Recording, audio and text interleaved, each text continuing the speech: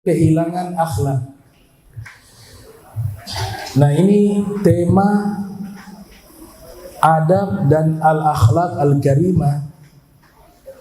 Kalau kita padukan itu, dia menjadi satu kata, yaitu ihsan, berbuat baik. Sehingga ayat yang menyebutkan tentang kasih sayangnya Nabi bagi alam semesta, wa ma arsalnaka illa rahmatan lil alamin, disebutkan di surat Al-Anbiya. Ini menjadi salah satu tujuan diutusnya Nabi Muhammad SAW, yaitu menyebarkan kasih sayang bagi alam semesta. Di dalam riwayat Al-Imam Al-Baihaqi yang dilahirkan tahun 384 Hijriah, wafat 458 Hijriah, Rasul bersabda, innama ana rahmatun muhda, saya diutus sebagai kasih sayang yang dihadiahkan oleh Allah untuk kalian. Maka seorang ulama bernama Izzuddin Ibn Abdis Salam diberikan julukan Sultanul Ulama, rajanya para ulama, yang dilahirkan tahun 577 Hijriah, wafat 660 Hijriah. Beliau menjelaskan di dua kitab beliau, Al-Qawaid Al-Kubra dan Al-Qawaid As-Sugra. Di dalam kitab tersebut beliau menyimpulkan bahwa seluruh ajaran Islam, seluruhnya, baik dari sisi masalah al-ahkam asy-syar'iyyah, masalah hukum syariat, atau al-aqidah, masalah akidah, atau juga ilmu tasawuf, seluruhnya ajaran Islam intinya kembali kepada satu kata, yaitu berbuat baik, ihsan. Tadi diklasifikasi oleh Al-Habib Baghi, kepada Allah kita harus berakhlak, kepada Nabi kita harus berakhlak, kepada hewan sekalipun kita harus berakhlak, kepada manusia, bahkan kepada jin dan malaikat. Jadi dia kembali kepada kata ihsan, kebaikan. Makanya di ayat itu kan disebutkan, alladzina yunfikuna fis sarra'i wad dharra'i wal kadhimina al ghaidha wal 'afina 'anil nas wallahu yuhibbul muhsinin. Ini sifat utama orang-orang yang berbuat ihsan atau berbuat baik, yaitu senang infak, berbagi dengan sesama. Baik keadaan lagi banyak uang atau sedikit uang. Kalau banyak uang berbagi, itu akhlak yang baik tapi standarnya biasa, karena uangnya banyak. Tapi kalau lebih luar biasa, uangnya pas-pasan tapi senang berbagi, itu lebih luar biasa lagi. Dan tidak mudah marah, wal kadhimin al ghaidh, mampu menahan amarah dan punya sifat pemaaf. Kemudian Allah tutup, wallahu yuhibbul muhsinin, dan Allah sangat mencintai orang-orang yang berbuat baik. Jadi ajaran Islam ini kuncinya satu, berbuat baik. Berbuat baik kepada Allah, walaupun Allah tidak butuh perbuatan kita, itu kan menjadi satu informasi bagaimana cara berbuat baik kepada Allah, menghadirkan Allah itu ada. Allah melihat kita atau kita melihat Allah. Seakan-akan anta budallaha ka'annaka tarahu fa illam takun tarahu fa innahu yarak. Jadi cara berbuat baik kepada Allah adalah kita selalu menghadirkan Allah itu ada bersama kita, sehingga nanti tidak pernah kosong. Di saat sendiri dia tidak berani maksiat kepada Allah. Kenapa? Dia tahu innahu huwas samiul basir, Allah maha mendengar, maha melihat. Walaupun tidak ada orang, tapi ada Allah. Di saat ramai demikian. Nah, itu makna ihsan kepada Allah. Nah, ulama membagi satu kitab berjudul Syajaratul Ma'arif karya Izzuddin Ibn Abdis Salam. Kesimpulan ihsan itu kan kepada alam semesta. Nah, orang yang paling berbuat baik kepada kita adalah Nabi kita Muhammad sallallahu alaihi wasallam. Manusia berbuat baik kepada kita, Nabi perintahkan wa khaliqin nasa bi khuluqin hasanin. Berinteraksilah dengan manusia, tidak disebut orang muslim, orang mukmin, tapi Nabi gunakan kosakata annas yang artinya apa? Manusia yang bersifat sosial. Artinya ketika seseorang berakhlak mulia, baik secara kasbi atau tabi'i, maka dia ketika memperlakukan orang, dia tidak memilih siapa dia berbuat baik. Kalau orang yang sudah baik, sudah muhsin, dia tidak mengenal tuh, ini siapa, agamanya apa, semuanya dia berikan porsi kebaikan. Karena di dalam konsep Islam, semua manusia itu wajib kita perlakukan dengan baik. Yang dimusuhi ada apa? Adalah perbuatannya yang zalim. Wala udwana illa lizzalimin. Tidak ada permusuhan di dalam Islam terkecuali kepada perbuatan-perbuatan zalim yang dilakukan oleh oknum-oknum tertentu. Sehingga ihsan yang tertinggi, perbuatan baik Nabi Muhammad sallallahu alaihi wasallam kepada kita, berbeda dengan manusia lainnya berbuat baik hanya sebatas di dunia, tidak sampai di akhirat. Kecuali mereka diberikan satu pangkat mulia di akhirat, baru mereka bisa berbuat baik kepada kita lewat yang namanya syafaat. Tapi Nabi kita Muhammad sallallahu alaihi wasallam, beliau sudah menyatakan syafaati li kabairi ummati. Itu bentuk kasih sayangnya Nabi, ihsannya Nabi. Syafaatku aku juga berikan kepada para pendosa-pendosa umatku. Bahkan dikatakan kabair, para pelaku dosa-dosa besar. Ini ihsan yang tertinggi. Sehingga Ibnu Hajar Al-Haytami ketika memaknai rahmatan lil alamin, beliau artikan dalam sebuah kitab yang beliau tulis berjudul An-Ni'matul Kubra 'alal 'alam fi Maulid Sayyidi Waladi Adam. Nikmat terbesar bagi alam jagat raya ini, yaitu kelahiran Nabi Muhammad sallallahu alaihi wasallam. Karena al-ihsan kembali sepenuhnya kepada Nabi Muhammad sallallahu alaihi wasallam. Imam Haddad mengatakan, fa innaka la tazzi ya fata, fa innaka la tazzi nabiyyaka ya fata, walau ji'tahu sa'yan 'alal 'aini sa'iri. Wahai umat Islam, wahai pemuda umat Islam, sesungguhnya kalian tidak bisa membalas kebaikan Nabi kalian, walaupun kalian berjalan menggunakan bola mata kalian untuk mendatangi dan berterima kasih kepada Nabi Muhammad sallallahu alaihi wasallam. Kemudian ihsannya Nabi yang paling tertinggi, di atas ihsannya Nabi, ihsannya Allah. Allah punya ihsan kepada kita lebih dahsyat lagi. Nomor satu, ihsannya Allah kepada kita.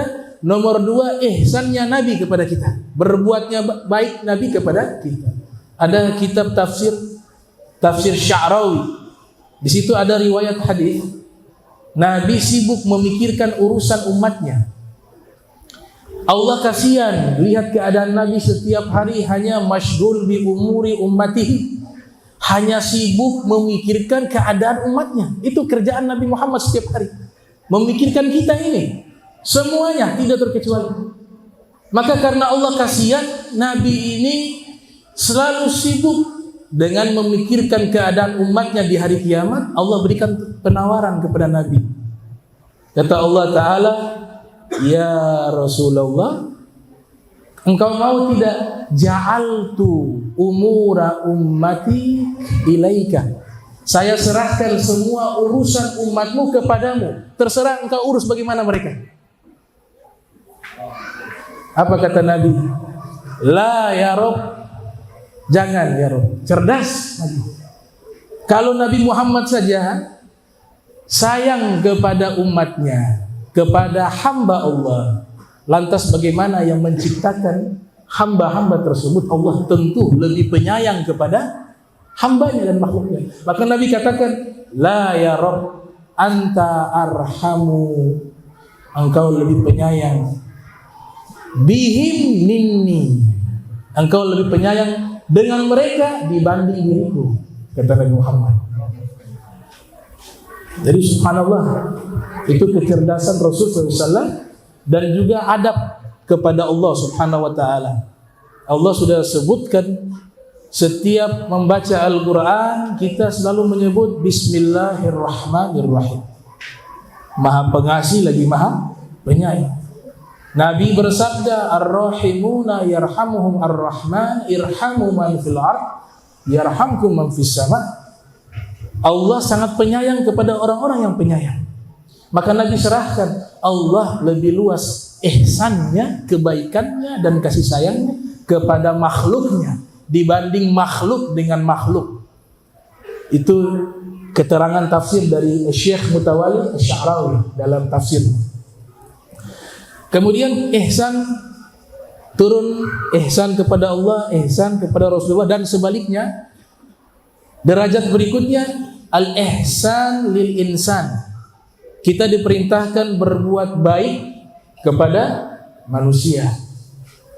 Ya ayyuhan nas, inna khalaqnakum min dzakari wa untha wa ja'alnakum syu'uban wa qabaila lita'arafu inna akramakum 'indallahi atqakum. Di sini dipanggil dengan kata an-nas, bukan al-insan, bukan al-bashar, tapi menggunakan kosakata an-nas. An-nas ini konsep manusia sebagai zon politikon. Manusia adalah makhluk yang tidak bisa hidup sendiri. Dia butuh kepada manusia lainnya. Contoh sederhana, tidak ada gelar orang itu kaya dengan sendirinya. Orang itu disebut kaya karena ada orang miskin. Tapi kalau dia sendiri di satu pulau, walaupun dia kaya raya, gelar itu tidak ada artinya karena tidak ada manusia. Makanya orang kaya jangan lupa kepada orang miskin, orang susah.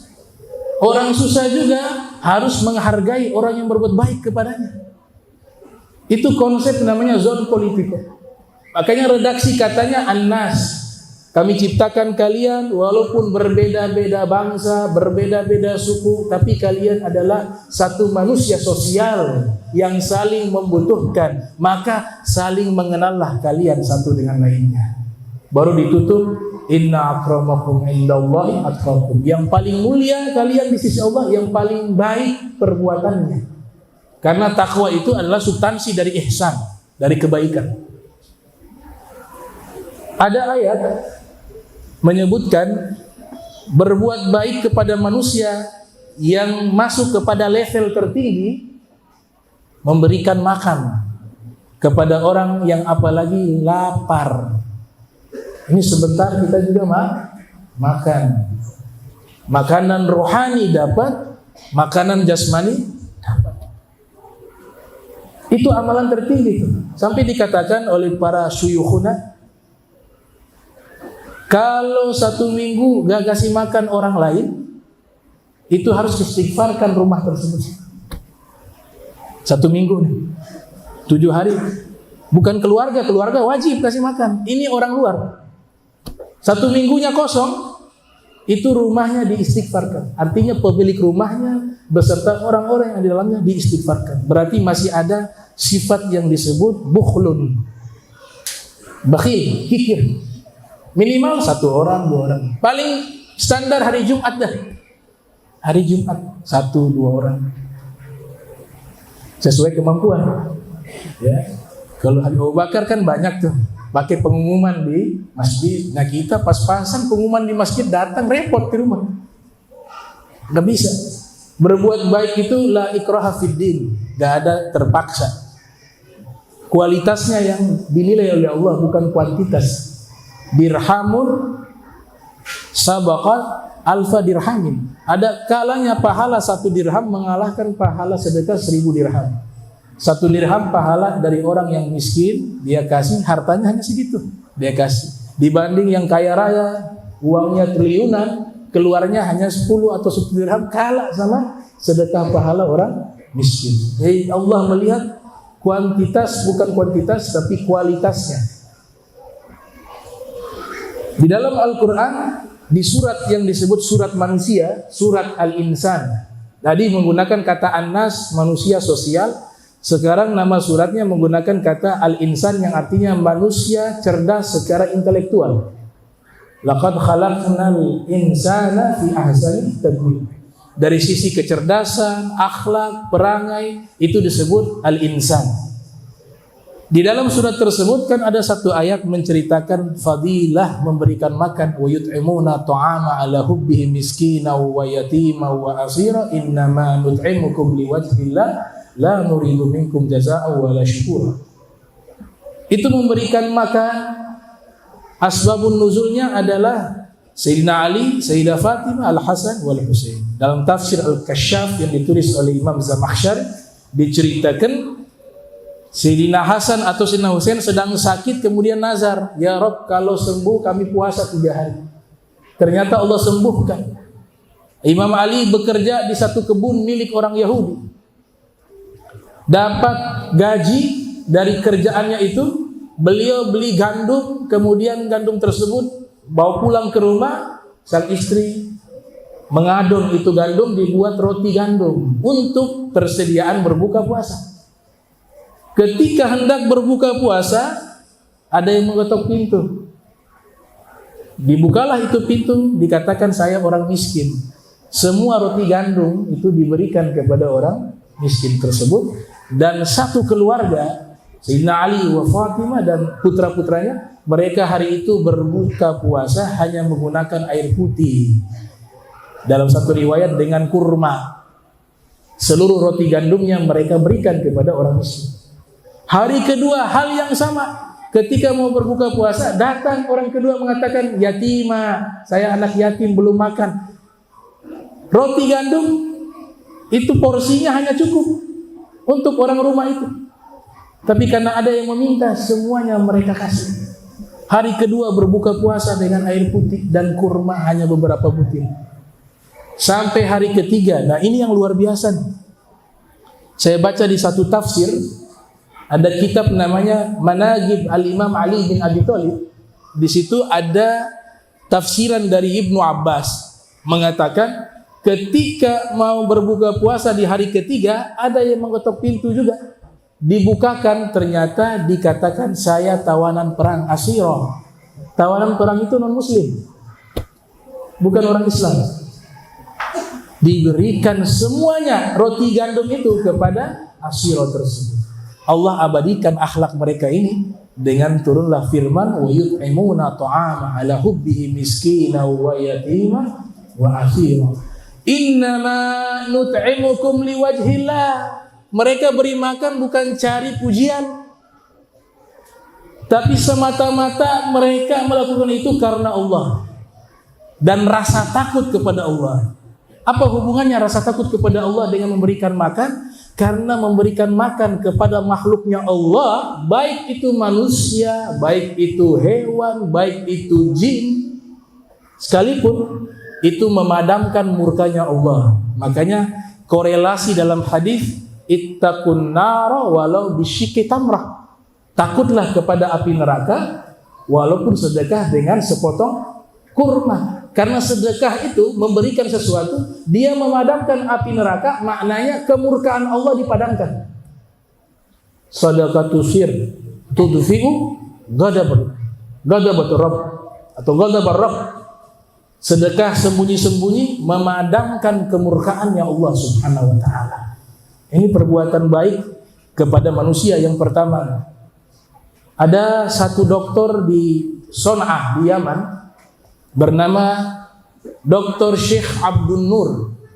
Dia buat disertasi berjudul Al-Hayatu Al-Ilmiyah fi Hadramaut, kehidupan intelektual di negeri Hadramaut.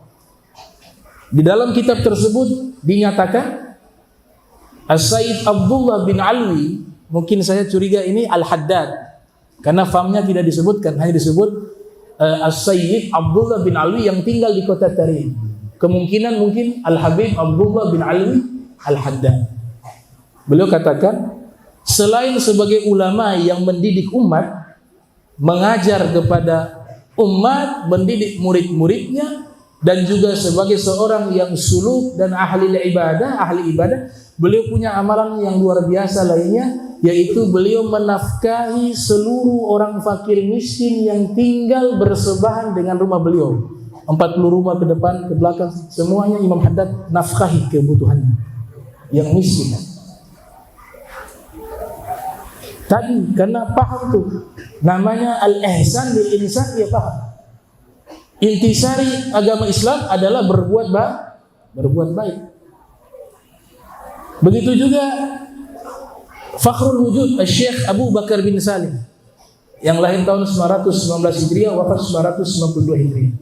Ada seorang ulama bernama Al-Habib Muhammad atau Al-Habib Abdullah bin Muhammad Al-Haddad kalau tidak salah, atau bin Ahmad Al-Haddad, kan menulis manaqib beliau berjudul Al-Jawahir fi Manaqib Asy-Syaikh Abi Bakar Tajil Akabir. Di dalam kitab tersebut diceritakan Syekh Abu Bakar bin Salim itu setiap hari menyediakan 1000 porsi roti gandum dibagikan kepada para fuqara wal masakin, dan juga ada beliau sediakan secara khusus untuk para tamu yang datang ke rumahnya. Dan dikatakan dalam kitab tersebut, ketika menjamu tamu dan memberikan makan roti-roti gandum tersebut kepada kaum fuqara wal masakin dan juga kepada para tamu, beliau turun tangan langsung mengadon roti. Tamu yang datang beliau yang buat sendiri, minumannya disajikan sendiri dengan tangan beliau. Subhanallah. Itu akhlak yang luar biasa. Syekh Abu Bakar bin Salim. Ada ulama Mesir diceritakan di dalam kitab Syiaru A'lamin Nubala bernama Al-Imam Al-Lais bin Sa'ad Al-Misri. Imam Syafi'i pernah mengatakan Al-Lais bin Sa'ad Al-Misri afqah min Malik. Lais ini lebih ahli fikih dari Imam Malik, kata Imam Syafi'i. Cuma doa murid-muridnya itu mengabaikannya, tidak ada regenerasi sehingga terputus keilmuannya. Mazhabnya dulu ada tapi sekarang tidak ada karena tidak ada penerus. Itu dikenal sebagai seorang ulama yang sangat berbuat ihsan kepada seluruh manusia, dan juga ia adalah orang yang kaya raya, seorang bisnismen. Saking kayanya kalau ada meminta kepada beliau, disebutkan dalam kitab Syiaru A'lamin Nubala yang ditulis oleh Imam Az-Zahabi yang lahir 673 Hijriah, ada seorang wanita minta madu 1 botol. Beliau kasihnya 1 drum besar. Jadi kalau mintanya porsinya sedikit, beliau pasti kasih yang lebih. Dan beliau walaupun kaya raya tidak pernah wajib zakat, karena setiap masa haul habis uang kurang dari nisab, selalu kurang, tidak pernah ketemu itu zakat, karena senang berbagi. Dikatakan setiap tamu yang datang itu sudah paham, beliau sajikan roti, di dalam roti itu beliau sisipkan uang dinar. Ada 3 dinar kalau tidak salah, atau 2 dinar, saya lupa persis. 1 dinar 3 juta lah zaman sekarang. Jadi di roti itu di bawahnya sudah diletakkan 3 dinar, 2 dinar. Tamu kalau makan biasanya dilipat gigit keras, dibuka ada uang dinar. Kalau 3 dinar dapat 9 juta. Cuma bahaya yang nggak paham dia telan kan? Mungkin yang sudah biasa mereka paham, oh di balik roti itu ada uang. Dan itu semua tamu yang datang beliau melakukan seperti itu. Sudah diberikan makanan plus diberikan uang. Nah ini menunjukkan ihsannya mereka sangat luar biasa. Perbuatan baik mereka sangat luar biasa kepada sesama manusia. Ini ihsan yang pertama, berbuat baik kepada manusia. Ihsan yang kedua, al-ihsanu lil bahaim au lil haywani. Kita juga diperintahkan dalam agama kita berbuat baik kepada hewan. Berbuat baik kepada hewan. Ada satu riwayat bahkan dijadikan satu bab di dalam kitab Alfiyah Ibn Malik, jadi satu kajian bahasa disebut dengan fa atau fi sababiyah. Fi Fi maknanya sababiyah, maknanya sebab. Hadis yang berkaitan dengan seorang wanita masuk neraka karena sebab kucing yang ia kurung dia tidak beri makan dan dia tidak lepaskan itu kucing, akhirnya kucing itu mati di dalam kurungan tersebut. Nabi katakan, dakhalat imra'atun an-nara fi hirratin habasatha. Seorang wanita masuk ke dalam neraka. Fi di sini harfu jar tapi maknanya sababiyah, karena atau dengan sebab kucing yang ia kurung. Lihat, kucing dianiaya masuk neraka. Karena kenapa? Tidak ada al-ihsan lil bahaim, tidak punya kasih sayang perbuatan baik kepada hewan. Jadi ini agama canggih. Dia tidak hanya mengajarkan berbuat baik kepada sesama manusia, tapi juga mengajarkan berbuat baik kepada hewan. Dan dikisahkan di dalam beberapa kitab, ada satu kitab karya Syekh Abu Bakar Al-Usfuri berjudul Al-Mawa'iz Usfuriyah, nasihat-nasihat burung kecil. Itu sebab diberikan judul kitab tersebut dengan kata burung kecil, karena di awal kitab itu ada kisah Sayyidina Umar bin Khattab pergi ke pasar, sahabat mulia. Pergi ke pasar, lihat ada pedagang burung, burung-burung usfur, burung-burung kecil. Sayyidina Umar dalam hatinya rasa kasihan, ini burung mau terbang ke sana gak bisa, terkurung. Kalau hukum piara burung lain lagi nanti. Ini kita bicara tentang akhlak. Dia beli, Sayyidina Umar, saya beli ini semua nih, burung ini, dibeli. Setelah dibeli, bukannya beliau bawa pulang ke rumah, di saat itu juga beliau lepaskan itu seluruh burung yang beliau beli, dan seluruh burung terbang bebas. Yang jual heran, kenapa sudah dibeli terus dilepaskan? Sayyidina Umar mengatakan, saya kasihan, lihat itu burung pengen terbang tidak bisa, di ruangan yang sempit seperti itu.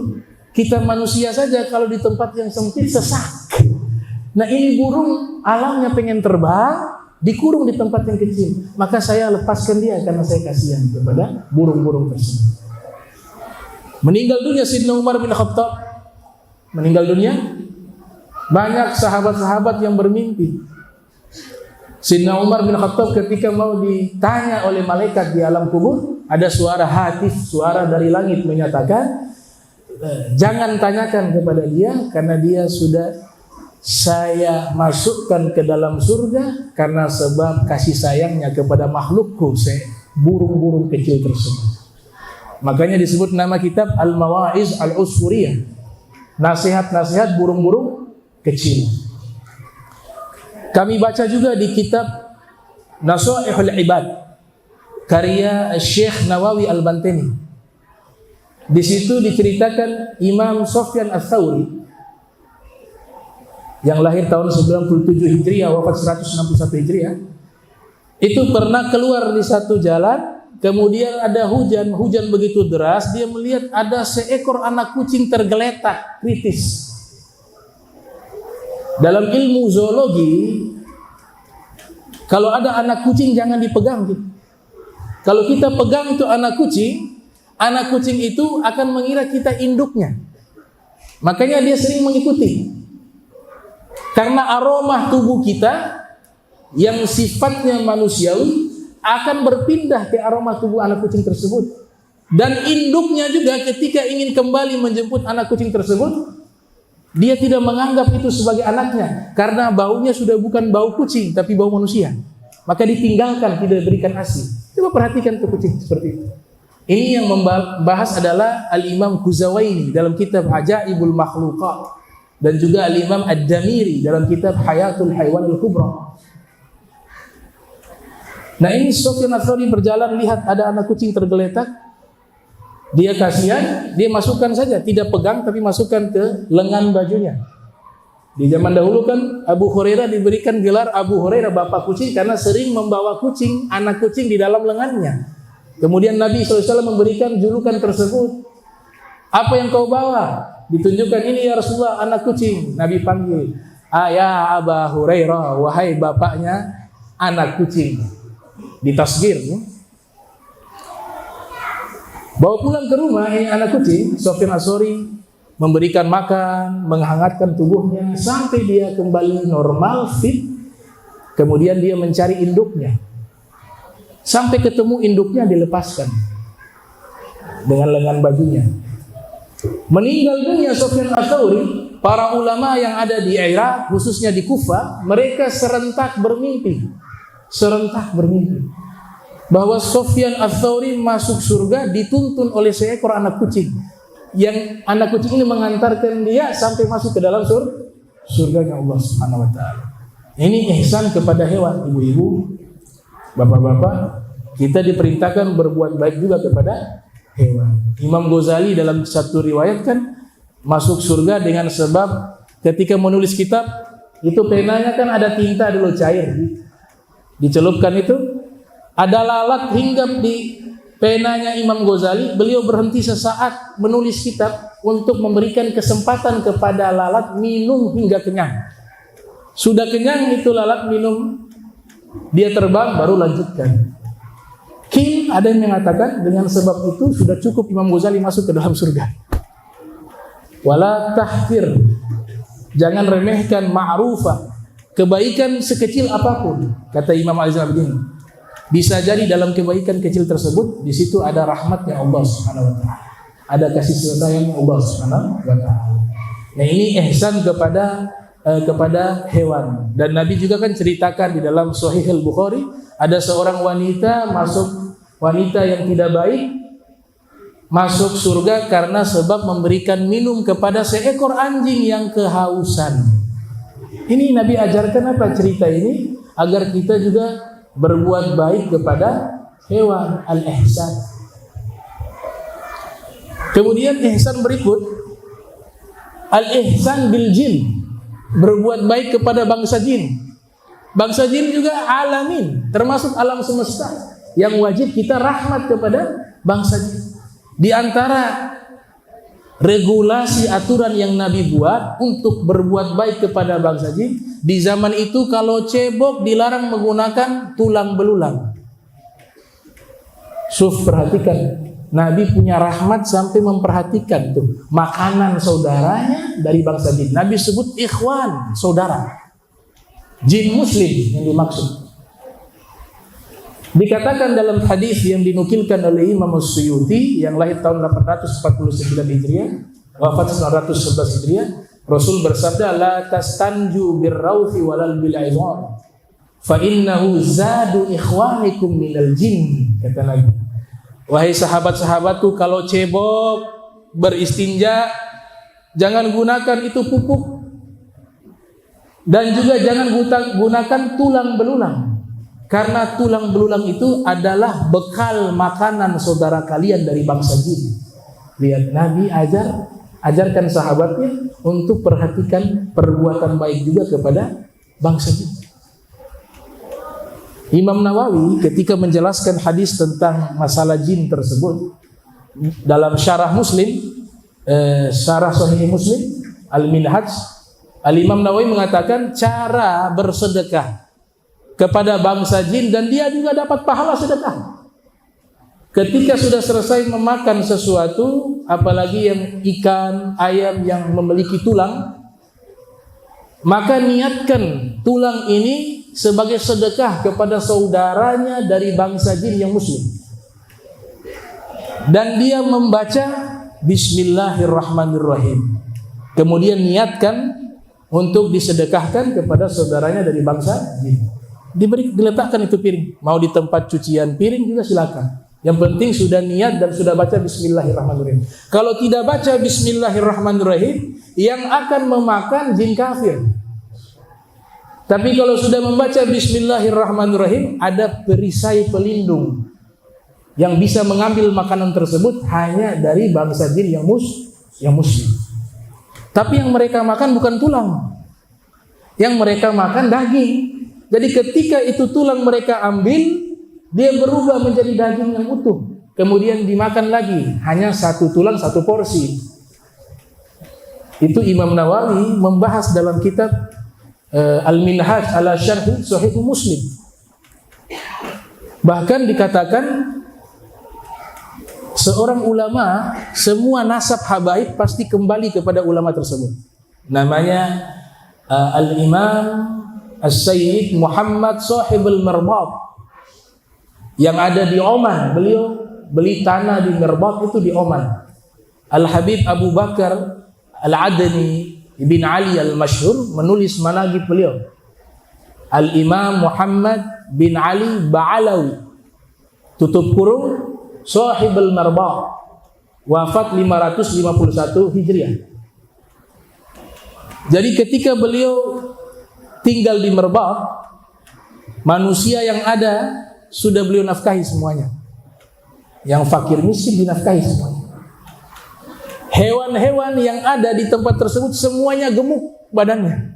Kucingnya gemuk, kambingnya gemuk. Kenapa? Beliau memberikan subsidi khusus sedekah kepada hewan. Kaya beliau, kaya. Tapi tidak puas. Manusia sudah saya kasih jatah makanan. Hewan sudah kurang satu, bangsa jin. Kalau malaikat kan la akla lahum wa syurba lahum. Kalau malaikat gak makan gak minum. Makanya tidak dikasih ke malaikat. Seandainya malaikat makan minum, mungkin beliau sedekah juga kepada malaikat. Mungkin beliau kasih makan kepada malaikat. Tapi beliau paham, malaikat la akla lahum wa la syurba lahum. Malaikat tidak makan, tidak minum dan tidak menikah. Tapi bangsa jin makan. Maka beliau perintah murid-muridnya cari rumah-rumah tua yang kosong bertahun-tahun. Dicari dapat 100 rumah kosong. Beliau lihat di sini semua rumah kosong ini 100 rumah ada penghuninya dari bangsa jin.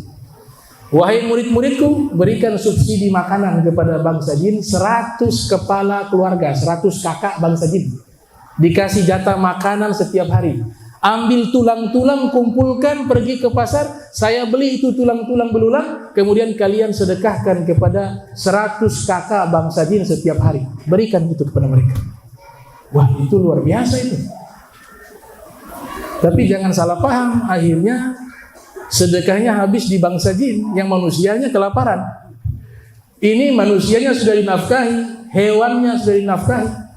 Kemudian karena beliau seorang yang memang kaya raya dan memang seorang wali min auliyaillah, semua habaib nasabnya kembali kepada beliau.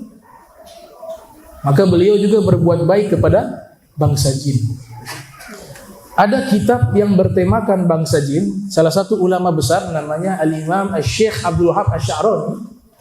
Itu memiliki satu kitab berjudul Kashful Hijab Warran an Wajhi As'ilatil Jan. Membahas tentang pertanyaan-pertanyaan bangsa jin, kemudian beliau jawab. Berarti di kitab ini menggambarkan ada manusia-manusia tertentu, mereka bisa berkomunikasi secara langsung dengan bangsa jin. Apalagi para aulia, kaum solihin. Ini kitab membahas tentang itu. Sa'alajan. Itu kalau di dalam kitabnya, jin ini bertanya kepada Syekh Abdul Wahab Asy-Sya'rani, kemudian dijawab oleh Syekh Abdul Wahab Asy-Sya'rani yang lahir tahun 898 Hijriah. Ada juga sahabat-sahabat dari bangsa jin. Sahabat-sahabat Nabi dari bangsa jin, mungkin ada yang masih hidup sampai sekarang. Karena Allah berikan usia mereka panjang. Bahkan salah satu ulama di Maroko, As-Sayyid Ahmad bin Muhammad bin Siddiq Al-Ghumari, menulis sebuah kitab, ada satu bab riwayat-riwayat hadis yang didapatkan dari sahabat Nabi dari bangsa jin, berjudul Musnad Jin. Kitab Musnad Jin. Ada juga ulama bernama Syekh Badruddin Al-Isbili, menulis kitab tentang masalah alam jin, berjudul Akabul Marjan fi Ahkamil Jan. Kemudian juga ada ulama bernama Syekh Tariq Al-Hamudi. Dia menulis sebuah kitab berjudul Izharul Ghorabah bi Dzikris Jin minas Sahabah, yang menyebutkan tentang biografi dan daftar nama sahabat-sahabat Nabi Muhammad sallallahu alaihi wasallam dari golongan bangsa jin. Tapi di situ diberitahu hadis yang diriwayatkan oleh bangsa jin kepada manusia tidak bisa jadi hukum. Karena hukum itu yang paten dari Nabi khusus kepada manusia, jin mengikuti hukum manusia. Ihsan yang terakhir, yang keempat, al-ihsan bil malaikah, berbuat baik kepada malaikat. Bagaimana cara berbuat baik kepada malaikat? Nabi sebutkan dalam hadis riwayat Muslim yang lahir tahun 204 Hijriah, wafat 261 Hijriah. Cara berbuat baik kepada malaikat, kalau sholat jangan makan bawang mentah atau makanan-makanan yang mengeluarkan bau busuk. Itu hadis dari Nabi. Man akalal basal wa thuma wal qurrasa fala yaqrabanna masjidana fa innal malaikata tata'adza mimma yata'adza minhu banu adam. Siapa yang makan al-basal, bawang merah, al-basal, dan asum, bawang putih, wal qurrah, dan juga daun bawang. Sebenarnya ini dijelaskan oleh Imam Nawawi, bukan hanya ini saja, semua makanan yang memunculkan bau busuk, apalagi ada namanya pete, jengkol, atau makanan-makanan lainnya yang mengeluarkan aroma bau busuk. Kalau durian nggak tahu saya itu baunya, karena sebagian orang bilang baunya enak, sebagian lagi muntah kalau mencium baunya. Jadi sifatnya subjektif kalau aroma durian. Cuma bawangnya ini diteliti apakah sama dengan bawang yang di sini. Karena di sini suka bikin dabu-dabu mantah pakai bawang mantah, bawang merah, bawang putih enggak, bawang merah.